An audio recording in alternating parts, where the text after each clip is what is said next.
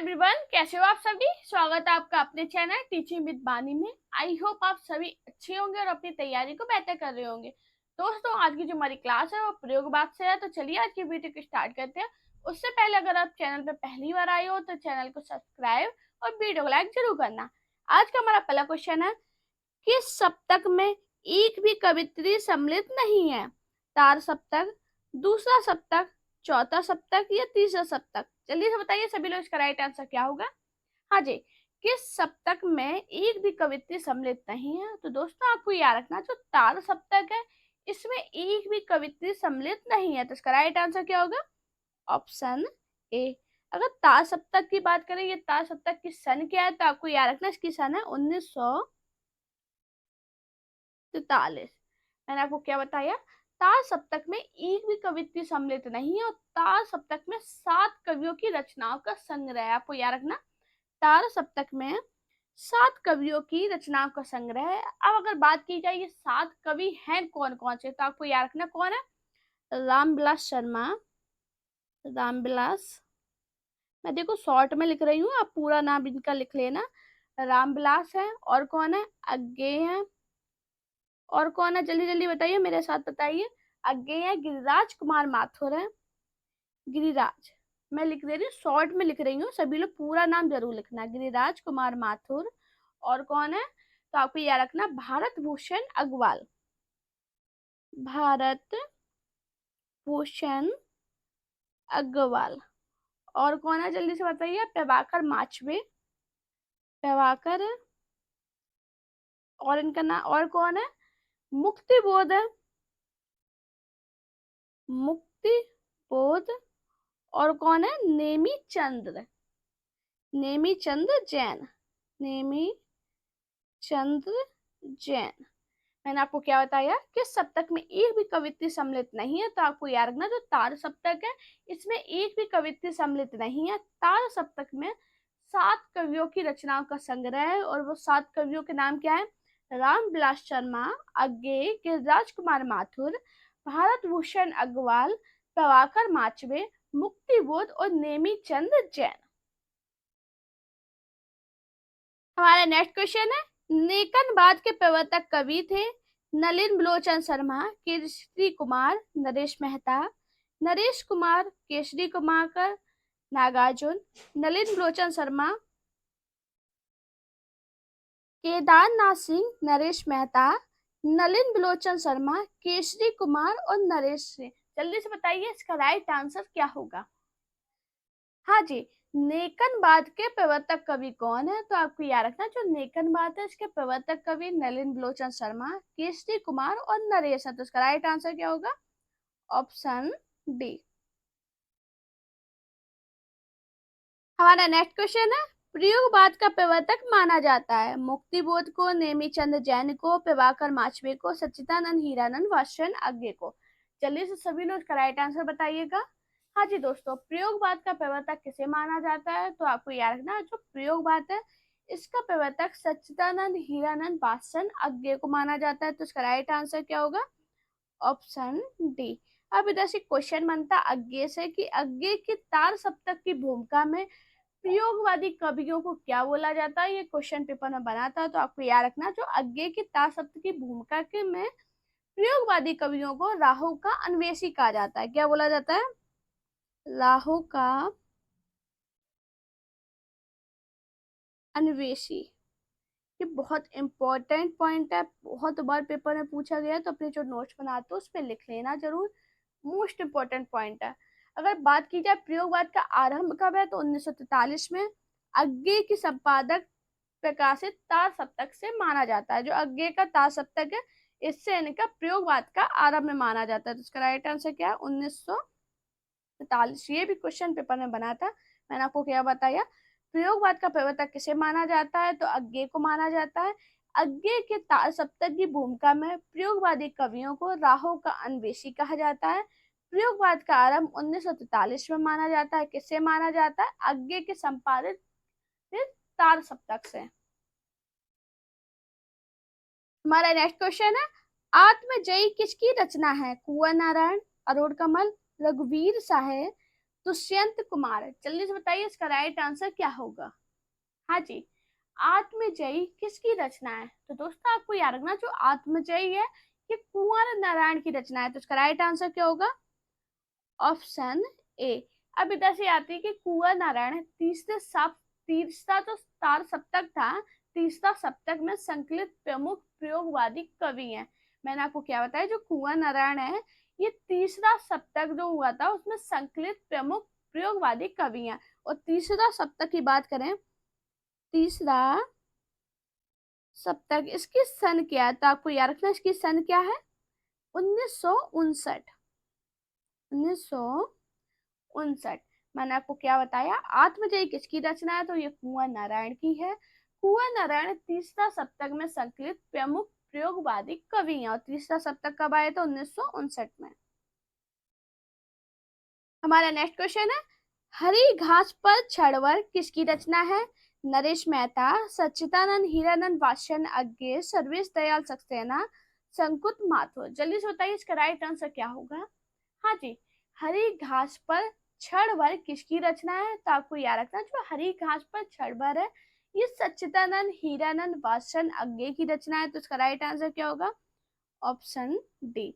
अगर इसके सन की बात करें, इसकी सन क्या है? तो इसकी सन क्या है? 1949।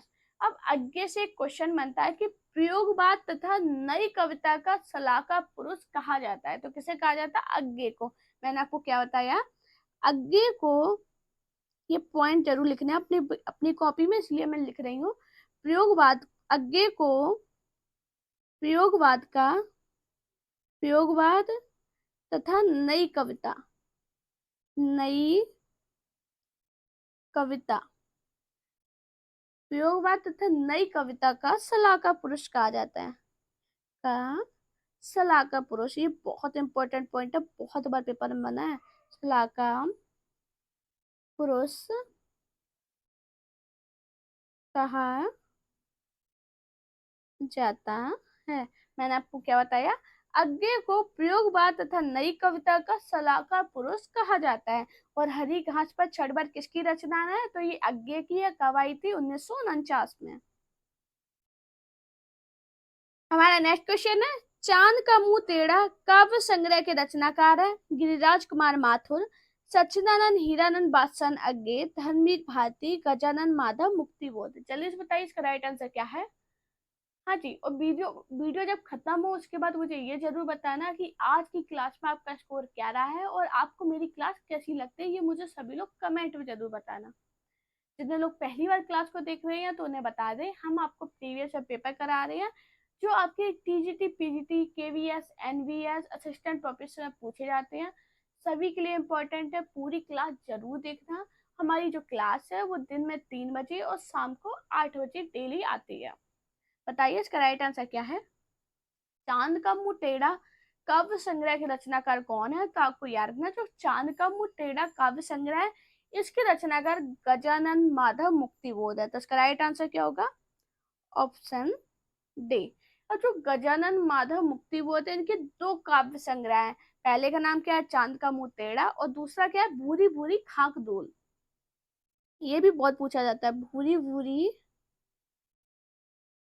भूरी भूरी खाक धूल। ये दोनों इनके काव्य संग्रह बहुत पेपर में पूछे जाते हैं कि किसके हैं। तो आपको याद रखना, ये गजानन माधव मुक्तिबोध के दो काव्य संग्रह है, चांद का मुंह टेढ़ा और भूरी भूरी खाक धूल। हमारा नेक्स्ट क्वेश्चन है, संवेदनात्मक ज्ञान और ज्ञानात्मक संवेदना सूत्र का प्रयोग कौन है? गजानन माधव मुक्तिबोध, सच्चिदानंद हीरानंद वात्स्यन अज्ञे, सूर्यकांत त्रिपाठी निराला, महादेवी परमार। जल्दी से बताइए सभी लोग, इसका राइट आंसर क्या होगा।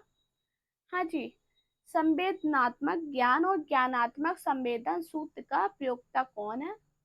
जल्दी से बताइए कौन है। तो आपको याद रखना, गजानन माधव मुक्तिबोध। तो इसका राइट आंसर क्या होगा? Option A. अभी हाल मैंने आपको बताया था, गजानन माधव मुक्तिबोध की दो कविता संग्रह है, चांद का मुंह टेढ़ा और भूरी भूरी खाक धूल। अब इनके काव्य की बात करें, इनके काव्य कौन कौन से है? तो आपको याद रखना, अंधेरे में, अंधेरे में। एक इनका बहुत पूछा जाता है, एक स्वप्न कथा। एक स्वप्न कथा है, ये किसके काव्य है? तो आपको याद रखना ये मुक्तिबोध के काव्य हैं। हमारा नेक्स्ट क्वेश्चन है, कला सामाजिक अनुपयोगिता की अनुभूति के विरुद्ध अपने को प्रमाणित करने का प्रयत्न, अपर्याप्त के विरुद्ध विद्रोह है। यह कथन इनमें से किसका है? सच्चिदानंद हिरन वात्स्यज्ञ, जयशंकर प्रसाद, सूर्यकांत त्रिपाठी निराला, नरेश मेहता। जल्दी से बताइए इसका राइट आंसर क्या होगा। हाँ जी, ये जितने भी क्वेश्चन है ये प्रीवियस पेपर से लिए गए, तो सभी इंपॉर्टेंट है। बताइए इसका राइट आंसर क्या होगा। हाँ जी, हिंदी साहित्य का हम लोगों ने लगभग सिलेबस कंप्लीट कर लिया है, कुछ टॉपिक बचे हैं वो भी हम आपको जब कंप्लीट करा देंगे उसके बाद आपकी मिक्स क्लास चलेगी, जिसमें मैं आपको ये नहीं बताऊंगी कि आज मैं किसके क्वेश्चन करा रही हूँ। मैं डायरेक्ट आपका टेस्ट लूंगी और आप लोग मुझे बताना उसमें आपका स्कोर क्या रहा है। उससे आपकी तैयारी पता चलेगी कि आपको टॉपिक नहीं पता उसके बाद भी आप सही आंसर दे रहे हो। ठीक है, तो कुछ टॉपिक है उसके बाद आपकी सारी मैराथन चलेंगी जिसमें आपको क्वेश्चन कराएंगे, सारे मिक्स क्वेश्चन होंगे। क्लास बहुत ज्यादा अच्छी होने वाली है, तो जितने लोगों ने सब्सक्राइब नहीं किया वो जरूर सब्सक्राइब कर लेना, जिससे ना सभी वीडियो टाइम से मिल जाए। बताइए इसका राइट आंसर क्या होगा। कला सामाजिक अनुपयोगिता की अनुभूति के विरुद्ध अपने को प्रमाणित करने का प्रयत्न, अपर्याप्त के विरुद्ध विद्रोह है। यह कथन इनमें से किसका है? तो किसका है? सच्चिदानंद हीरानंद वात्स्यज्ञ का। तो इसका राइट आंसर क्या होगा? Option A. हमारा एक क्वेश्चन है, नेक्स्ट, किस कवि को भावनात्मक और विचारात्मक ऊर्जा अनेकानेक कल्पना चित्रों में फैंटसियों का आकार ग्रहण करते हैं? निराला, नागार्जुन, पंत, मुक्तिबोध। जल्दी से बताइए सभी लोग इसका राइट आंसर क्या होगा। हाँ जी, क्या होगा इसका राइट आंसर? तो आपको याद रखना, मुक्तिबोध की भावनात्मक और विचारात्मक ऊर्जा अनेकानेक कल्पना चित्रों की फैंटेंसियों का आकार ग्रहण करती है। तो इसका राइट आंसर क्या होगा? Option D. अब इधर से क्वेश्चन बनता है कि मुक्तिबोध का जन्म कब हुआ था और इनका निधन कब हुआ था। इससे क्वेश्चन बना है कि मुक्तिबोध का जन्म कब हुआ, निधन कब हुआ। तो आपको याद रखना, मुक्तिबोध का जन्म 1917 में। जन्म कब हुआ? 1917 में। अगर इनके निधन की बात करें, इनका निधन कब हुआ? तो कब हुआ निधन? 1964 में हुआ था। आपको दोस्तों याद रखना, जो मुक्तिबोध है ये तार सप्तक के पहले कवि थे जिनका कोई स्वतंत्र काव्य संग्रह उनके जीवन काल में प्रकाशित नहीं हो पाया था। ये पेपर में बना था क्वेश्चन कि तार सप्तक के वो कौन से कवि हैं जिनका कोई भी काव्य संग्रह उनके जीवन काल में प्रकाशित नहीं हो पाया था। वो कौन थे? मुक्तिबोध थे। मैंने आपको क्या बताया, मुक्तिबोध का जन्म 1917 में हुआ था, इनका निधन 1964 में हुआ था। हमारा नेक्स्ट क्वेश्चन है, आधुनिक हिंदी कविता की महत्वपूर्ण कविता मानी जाने वाली रामदास के रचयिता थे? रघुवीर साहिब, नागार्जुन, शिव मंगल सिंह सुमन, कुंवर नारायण। जल्दी से बताइए सभी लोग, इसका राइट आंसर क्या होगा। हाँ जी, आधुनिक हिंदी कविता की महत्वपूर्ण कविता मानी जाने वाली रामदास के रचयिता कौन थे? तो आपको याद रखना कौन थे? रघुवीर साहिब। तो इसका राइट आंसर क्या होगा? Option A. अब इधर से रघुवीर साई के जन्म और मृत्यु से क्वेश्चन बनता है कि इनका जन्म कब हुआ था। आपको याद रखना, इनका जन्म दिसंबर, हाँ जी बताइए दिसंबर कब हुआ था? कितने दिसंबर को हुआ था? दिसंबर 1929 में हुआ था। अगर इनकी मृत्यु की बात करें, इनकी मृत्यु कब हुई थी? तो कब हुई थी? 1990 में। ये भी दिसंबर में ही हुई थी, दिसंबर 1990 में। मैंने आपको क्या बताया, रघुवीर साहे रामदास कविता के रचयिता हैं। रघुवीर साया जो आधुनिक काल के प्रयोगवादी कवि थे। इनका जन्म दिसंबर 1929 में हुआ था तथा इनका निधन दिसंबर 1990 में हुआ था। हमारा नेक्स्ट क्वेश्चन है, आगे की नदी के द्वीप कविता में नदी और द्वीप क्रमशः प्रतीक हैं? कवि एवं साहित्य के, प्रवाह एवं चेतना के, जल एवं भूखंड के, समाज एवं व्यक्ति के। सभी लोग बताइए इसका राइट आंसर क्या होगा। हाँ जी, आगे की नदी द्वीप कविता में नदी और द्वीप क्रमशः किसके प्रतीक है? हाँ जी, क्या होगा इसका राइट आंसर? ये सभी क्वेश्चन पेपर में बने हैं, चाहे आप DTPSP की तैयारी कर रहे हो, BPSC की कर रहे हो, KVS, NVS, असिस्टेंट प्रोफेसर, किसी भी तैयारी कर रहे हो, पूरी क्लास बहुत ज्यादा इंपॉर्टेंट है, क्योंकि ये सभी क्वेश्चन आपके प्रीवियस पेपर से लिए गए मोस्ट इंपॉर्टेंट है। बताइए इसका राइट आंसर क्या होगा। आगे के नदी एवं दीप, नदी के दीप कविता में नदी और दीप क्रमशः किसके प्रतीक हैं। तो दोस्तों आपको याद रखना, नदी की दीप आगे की अत्यंत महत्वपूर्ण प्रतीकात्मक कविता है। इसमें नदी और दीप समाज और व्यक्ति का प्रतीक है। तो इसका राइट आंसर क्या होगा, ऑप्शन डी। हमारा नेक्स्ट क्वेश्चन है, कहा तो था चिरागा हरेक घर के लिए चिराग मयस्कर नहीं शहर के लिए। उपयुक्त पंक्ति के रचयिता हैं महादेवी वर्मा, दुष्यंत कुमार, भवानी प्रसाद मिश्र, त्रिलोचन। जल्दी से बताइए इसका राइट आंसर क्या है। हाँ जी, क्या होगा इसका राइट आंसर। तो आपको याद रखना दोस्तों, ये जो पंक्ति है किसकी है, दुष्यंत कुमार की। तो इसका राइट आंसर क्या होगा, ऑप्शन डी। अब इधर से फिर वही क्वेश्चन बनता है कि इनका जन्म और मृत्यु कब हुआ था। तो आपको याद रखना, दुष्यंत कुमार का जन्म है जो कब हुआ था, 1933 में। अगर इनकी मृत्यु की बात करें, इनका निधन कब हुआ था, तो आपको याद रखना जो इनका निधन है वो कब हुआ था, 1975 में। क्वेश्चन बने हैं क्योंकि इन लोगों के जो टाइम था, इन लोगों की उम्र का वो बहुत ज्यादा कम था, इसलिए ऐसे क्वेश्चन बनते हैं। जन्म कब हुआ, निधन कब हुआ, तो ऐसे क्वेश्चन बनते हैं। अपने नोट्स में लिख लो, अब रिवीजन मान लो, क्योंकि ये क्वेश्चन क्या होता है, पेपर पर कैसे भी घुमा के पूछ देगा एग्जामिनर। अगर आपको सही से पढ़ा होगा तभी तो आप बता पाओगे ना, इसलिए आपको से कहते हैं जो आपने मेरे नोट्स बना रखे उसमें ये पॉइंट जरूर लिखा कीजिए। हमारा नेक्स्ट क्वेश्चन है, तार सप्तक का संपादन हिंदी कविता की किस युग की शुरुआत से संबंधित है। छायावाद युग से, प्रगतिवाद युग से, प्रयोगवाद युग से या हालावाद युग से। जल्दी से बताइए सभी लोग, इसका राइट आंसर क्या होगा। हाँ जी, तार सप्तक का संपादन हिंदी कविता में किस युग की शुरुआत से संबंधित है। तो किससे है, प्रयोगवाद युग से। तो इसका राइट आंसर क्या होगा, ऑप्शन सी। मैंने आपको क्या बताया, तार सप्तक का संपादन हिंदी कविता में प्रयोगवाद युग की शुरुआत से संबंधित है। तो इसका राइट आंसर क्या है, ऑप्शन सी। हमारा नेक्स्ट और मोस्ट इंपोर्टेंट क्वेश्चन, निम्नलिखित में से कौन सी कृति सच्चिदानंद हीरानंद वात्स्ययन अज्ञे की नहीं है। साई में धूप, चिंता, बावरा अहेरी, इंद्रधनुष रौंदे हुए थे। जल्दी से बताइए इसका राइट आंसर क्या है। हाँ जी, सभी लोगों का मैं चेक करूंगी, सभी लोग मुझे जरूर कमेंट में बताना कि आपका स्कोर क्या रहा है। मैं सभी के रिप्लाई भी करती हूँ, तो सभी लोग प्लीज आप लोग कमेंट जरूर करना, जिससे मुझे एक आइडिया लग जाए कि आपके कितने क्वेश्चन सही रहते हैं। हाँ जी, निम्नलिखित में कौन सी कृति सच्चिदानंद हीरानंद वात्स्ययन अज्ञे की नहीं है। तो वो कौन सी है, साई में धूप। साई में धूप जो है ये सच्चिदानंद हीरानंद वात्स्ययन अज्ञे की नहीं है। तो आप बताओ ये किसकी है, जल्दी से बताइए। हाँ जी, ये कृति किसकी है। तो आपको याद रखना, साई में धूप दुष्यंत कुमार की गजल संग्रह है। इसका राइट आंसर क्या है, क्या है। तो आपको याद रखना ये दुष्यंत कुमार की, दुष्यंत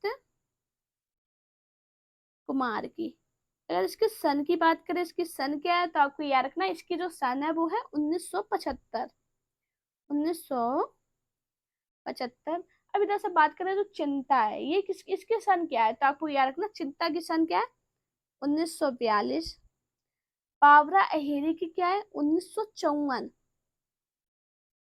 और इंद्रधनुष रौंदे हुए थे, इसकी सन क्या है, 1957। चिंता, बाबरा हेरी और इंद्रधनुष ये किसकी कृति है। तो आपको याद रखना ये आज्ञे का कविता संग्रह है। बाकी जो साय में धूप है ये दुष्यंत कुमार की गजल गजल संग्रह है। माफी चाहेंगे, गजल, गजल संग्रह। हमारा नेक्स्ट क्वेश्चन है, सात गीत बस किसका काव्य संग्रह है। महादेवी वर्मा, गिरिराज कुमार माथुर, धर्मवीर भारती, जानकी वल्लभ शास्त्री। जल्दी से बताइए सभी लोग, इसका राइट आंसर क्या होगा। हाँ जी, क्या होगा इसका राइट आंसर। तो दोस्तों आपको याद रखना, सात गीत बस किसका काव्य संग्रह है, धर्मवीर भारती का। तो इसका राइट आंसर क्या होगा, ऑप्शन सी। अब धर्मवीर भारती से क्वेश्चन बनता है कि प्राण अनुभूति के कवि कौन है। तो वो कौन है, धर्म वीर भारती, मैंने क्या बताया? प्रणयान, माफी चाहेंगे, प्राण नहीं था, प्रणयान अनुभूति था। प्रणयान अनुभूति के कवि हैं। कौन है? धर्मवीर भारती। हमारा नेक्स्ट क्वेश्चन है, खुशबू के शिलालेख कविता किस रचनाकार की है? भवानी प्रसाद मिश्र, रघुवीर राय, भरत भूषण अग्रवाल, सर्वेश्वर। जल्दी से बताइए इसका राइट आंसर क्या होगा? हाँ जी, खुशबू के शिलालेख कविता किस रचनाकार की है? तो आपको याद रखना, जो खुशबू के शिलालेख कविता है ये किसकी है? भवानी प्रसाद मिश्र की। तो इसका राइट आंसर क्या होगा? Option C. मैंने आपको क्या बताया? खुशबू के शिलालेख कविता किस रचनाकार की है? भवानी प्रसाद मिश्र की। अब इधर से क्वेश्चन बनता है कि भवानी प्रसाद मिश्र कौन थे? तो आपको याद रखना, ये दूसरा सप्तक के प्रथम कवि थे। कौन थे? दूसरा सप्तक के प्रथम कवि के प्रथम कवि। क्वेश्चन DT प्लस में पूछा गया था कि दूसरा सप्तक के प्रथम कवि कौन थे? तो आपको याद रखना, भवानी प्रसाद मिश्र। हमारा नेक्स्ट मोस्ट इंपॉर्टेंट क्वेश्चन, जाने कितने एग्जाम में ये क्वेश्चन बना है, मैंने जाने कितने प्रीवियस पेपर देखा है, डायरेक्ट ऐसा ही क्वेश्चन बना है। हर एक एग्जाम में पूछा गया कि तार सप्तक का प्रकाशन काल है 1943, 1950, 1951, 1959। जल्दी से बताइए इसका राइट आंसर क्या है? हाँ जी, तो आपको याद रखना, जो तार सप्तक है इसका जो प्रकाशन वर्ष है वो क्या है? 1943। का राइट आंसर क्या है? Option A. किसके द्वारा हुआ था? तो आपको याद रखना, तार सप्तक का संकलन एवं संपादन अज्ञे के द्वारा किया गया था। किसके द्वारा किया गया था? अज्ञे के द्वारा। अज्ञे द्वारा किया गया था। मोस्ट इंपॉर्टेंट क्वेश्चन है दोस्तों। मैं जाने कितने हमने प्रीवियस पेपर देखे, उसमें डायरेक्ट ये क्वेश्चन बना है। और मैंने अज्ञे की से एक पॉइंट आपको बताया था कि अज्ञे हैं, इन्हें प्रयोगवादी कवियों को राहु का अन्वेषी कहा है। अज्ञे ने जो तार सप्तक की भूमिका में प्रयोगवादी जो कवि थे ना, राहु का अन्वेषी का ये क्वेश्चन बना है कि तार सप्तक की भूमिका में प्रयोगवादी कवियों को क्या बोला गया है? तो आपको याद रखना, राहु का अन्वेषी वो कहा है, किसने कहा है? तो अज्ञे ने कहा है। तार सप्तक का प्रकाशन काल क्या है? 1943 है। इसका संपादन किसके द्वारा किया गया? तो अज्ञे के द्वारा किया गया। हमारा नेक्स्ट क्वेश्चन है, निम्न में से कौन सी रचना सर्वेश दयाल सक्सेना की नहीं है? पागल कुत्तों का मसीहा, काठ का गाठिया, खूटियों के ऊपर टंगे लोग, एक शहर की मौत। जल्दी से बताइए इसका राइट आंसर क्या है? हाँ जी, क्या होगा इसका राइट आंसर? सर्वेश दयाल सक्सेना की रचना कौन सी नहीं है? तो दोस्तों आपको याद रखना, एक शहर की मौत, ये सर्वेश दयाल सक्सेना की रचना नहीं है। तो इसका राइट आंसर क्या होगा? Option D. चलो, ये सर्वेश दयाल सक्सेना की रचना नहीं है तो ये किसकी है? तो आपको याद रखना, ये अमृता प्रीतम की रचना है। किसकी है? अमृता प्रीतम की रचना है। प्रीतम की रचना है। हमारा नेक्स्ट क्वेश्चन है, सागर मुद्रा इनमें से किसकी कृति है? शमशेर बहादुर सिंह, सच्चिदानंद हीरानंद वात्स्यायन, कुंवर नारायण, हरि नारायण व्यास। जल्दी से बताइए इसका राइट आंसर क्या होगा? हाँ जी, सागर मुद्रा इनमें से किसकी कृति है? तो आपको याद रखना, जो सागर मुद्रा है ये किसकी है? अज्ञे की कृति है। तो इसका राइट आंसर क्या होगा? Option B. अज्ञे का पूरा नाम क्या है? सच्चिदानंद हीरानंद वात्स्यायन अज्ञे। आपको अज्ञे भी याद रखना और इनका पूरा नाम भी याद रखना। बाई चांस क्वेश्चन में आपको सिर्फ अज्ञे करके दे दे तो आपको याद रखना। अच्छा दोस्तों, मैंने आपको एक उपनाम की क्लास पढ़ा रखी है, वो क्लास जरूर देखना, बहुत इंपॉर्टेंट क्लास है। मुश्किल से 12-13 मिनट की क्लास है, बहुत बड़ी क्लास नहीं है। और उसकी जो PDF है मैंने टेलीग्राम पर सेंड कर रखी है, तो उससे आप डाउनलोड कर लो। टेलीग्राम पे मैंने काफी आपको PDF दे रखी है जो इम्पोर्टेंट है। तो मेरा टेलीग्राम चैनल जो है हमारा टीचिंग विद वाणी से है, उसे जरूर ज्वाइन कर लेना, जिस पर आपको PDF मेरी मिल जाएगी। और हर एक वीडियो की इंफॉर्मेशन, मेरे चैनल की जितने भी इंफॉर्मेशन है वो आपको टेलीग्राम पे मिलेगी।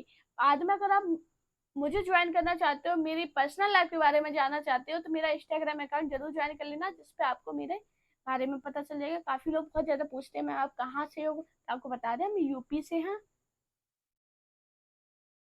हमारा क्वेश्चन क्या था, सागर मुद्रा इनमें से किसकी कृति है, तो आगे की है। भाई थोड़ी बात करेंगे, मुझे कमेंट आया था कि मैं बहुत बातें करती हूँ इसलिए थोड़ी बातें करेंगे। हमारा नेक्स्ट क्वेश्चन है, मैं रथ पर टूटा हुआ पहिया हूँ लेकिन मुझे फेंको मत, ये किस कवि की पंक्ति है, धर्मवीर भारती, नरेश मेहता, कुंवर नारायण, सर्वेश दयाल सक्सेना। जल्दी से बताइए इसका राइट आंसर क्या होगा। मैं रथ का टूटा हुआ पहिया हूँ लेकिन मुझे फेंको मत, किस कवि की पंक्ति है, तो आपको याद रखना है ये जो पंक्ति है ये धर्मवीर भारती की है। तो इसका राइट आंसर क्या होगा, ऑप्शन ए। इंपॉर्टेंट पंक्ति है, काफी बारी पेपर में पूछी गई है। दोस्तों वीडियो पसंद आए तो वीडियो को लाइक कीजिए, चैनल को सब्सक्राइब कीजिए, अपने दोस्तों के साथ इस वीडियो को शेयर कीजिए। साथ में मेरा टेलीग्राम अकाउंट टीचिंग विद पानी और इंस्टाग्राम अकाउंट वानी शर्मा ऑफिशियल पे मुझे फॉलो कीजिए। अपना प्यार और सपोर्ट चैनल पे इसी प्रकार बनाए रखिएगा। Thank you guys for watching this video.